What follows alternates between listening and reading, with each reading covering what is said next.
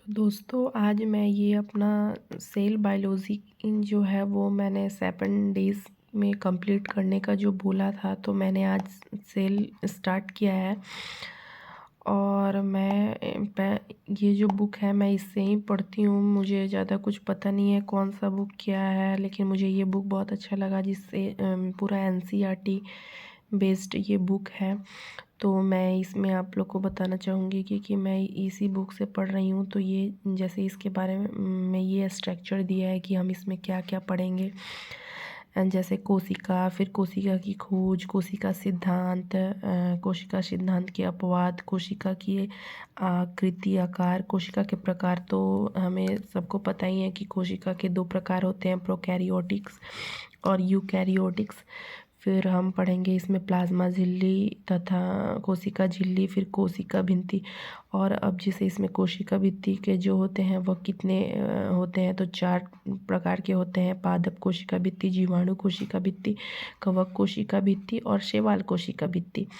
फिर हम कोशिका संरचना के बारे में पढ़ेंगे, जिसमें आ गया हमारा पादप कोशिका और जंतु कोशिका। फिर जंतु एवं पादप कोशिका की तुलना करेंगे, प्रोकैरियोटिक तथा यूकैरियोटिक में अंतर, ये सब करेंगे। उसके बाद फिर हम पढ़ेंगे केंद्रक। फिर केंद्रक के भाग कितने होते हैं, 4 प्रकार के होते हैं: केंद्रक कला, केंद्रक द्रव, केंद्रिका और फिर क्रोमेटिन धागा जो होता है। फिर गुणसूत्र, डीएनए, आरएनए, जीन। और फिर ये अंतःप्रद्रव जालिका, कोशिका द्रव में उपस्थित कोशिकांग हो गया हमारा अंतःप्रद्रवी जालिका, लाइसोसोम, लवण, लवक, तराकाय। फिर इससे आ गया गोल्गी उपकरण एवं गोल्गी काय, माइटोकॉन्ड्रिया राजधानी, फिर से राइबोसोम, माइटोकॉन्ड्रिया। और फिर हमारा कोशिका द्रव जो होता है वो 2, कोशिका तरल और कोशिकांग। फिर यहाँ गोल्गी काय उपकरण या गोल्गी काय, फिर से लाइसोसोम, लवण, माइटोकॉन्ड्रिया और राजधानी अथवा रिक्तिकाएँ, तरकाएँ। फिर से कोशिका द्रव की अवस्थाएं जो होती है 2, अंतर अवस्थाएं और विभाजन अवस्थाएं जो होती है ये है। फिर हम कोशिका चक्र, फिर बॉडीज़ तथा साइटोसोम और राइबोसोम, ये सब जो है वो डिटेल्स था जिसमें हम पढ़ेंगे। फिर हम यहाँ से स्टार्ट करेंगे कि कोशिका का अंग्रेज़ी अनुवाद जो है वो सेल लैटिन भाषा के सेलुला शब्द से उत्पन्न हुआ था, जिसका अर्थ है एक छोटा कमरा। ठीक है।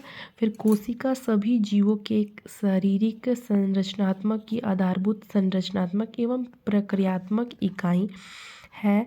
इसमें प्रायः स्वतः जनन की क्षमता होती है। कोशिकाएं ही जीवों के शरीर का निर्माण करती हैं। कोशिका जो है वही शरीर के जीवों का जो है वह निर्माण करती है। कुछ जीवाणु के शरीर केवल एक कोशिका के बने होते हैं, जिन्हें हम एक कोशिकीय जीव कहते हैं। जो कोशिका के जो शरीर जो है वह एक सेल से बने होते हैं, उसे हम एक कोशिकीय जीव कहते हैं। जबकि कुछ जीव एक से अधिक कोशिकाओं के बने होते हैं, जिन्हें हम बहुकोशिकीय जीव कहते हैं। फिर यह हमारा जो दिया हुआ है कोशिका का खोज। कोशिका शब्द को सर्वप्रथम जो है 1665 में वैज्ञानिक रॉबर्ट हुक ने किया था, और इन्होंने नवनिर्मित सूक्ष्मदर्शी की सहायता से कॉर्क के पतले टुकड़ों में मधुमक्खी के छत्ते के समान संरचना देखी।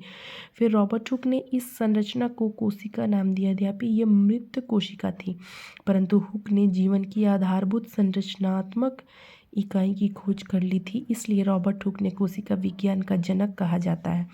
फिर से 1675 में डच वैज्ञानिक जो एंटोनी वॉन ल्यूवेनहॉक ने इस उन्नत किस्म के सूक्ष्मदर्शी की सहायता से एक तालाब के जल में जीवित कोशिकाओं की खोज की। तो मैं धीरे धीरे पढ़ रही हूँ, मेरा खुद का भी रिवीजन हो रहा है, और मैं आप लोग को अच्छा लग रहा है तो ठीक है, आप लोग भी मेरे साथ सुनिए। 1839 ईस्वी में जर्मन वनस्पति विज्ञान M.J. स्लाडेन जो थे तथा जंतु विज्ञानी थियोडोर स्वान जो ने संयुक्त रूप से कोशिका सिद्धांत का प्रतिपादन किया था। इस सिद्धांत के अनुसार सभी सजीवों का शरीर एक अथवा एक से अधिक कोशिकाओं से निर्मित होता है। अर्थात कोशिका जीव की संरचनात्मक, क्रियात्मक और वंशागत इकाई है। ये जो है ये दोनों वैज्ञानिकों ने कहा था। 1855 में जर्मन वैज्ञानिक रुडोल्फ विवर्शो ने कोशिकाओं की उत्पत्ति के विषय में एक मत प्रस्तुत किया। ओमिनस सेलुला, ई सेलुला अथवा सभी